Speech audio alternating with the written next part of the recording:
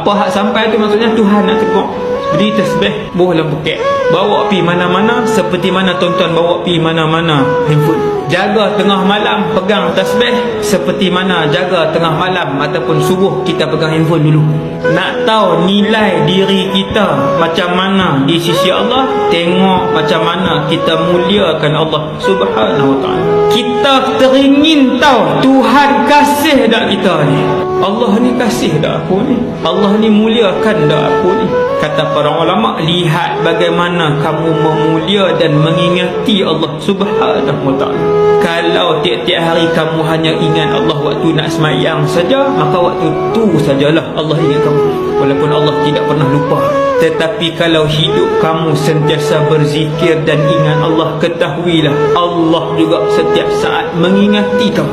Sebab tu orang rajin zikir ni, doa dia Tuhan tak tolak. Sebab dia tak pernah lupa Allah waktu dia kaya. Dia tak pernah lupa Allah waktu dia sihat. Dia tak pernah lupa Allah waktu dia gembira. Sebab tu bila dia susah, Allah bantu dia. Bila dia miskin, Allah bantu dia. Bila dia sedih, Allah bantu dia. Bila dia sakit, sakit tetap sakit, tapi Allah memudahkan hati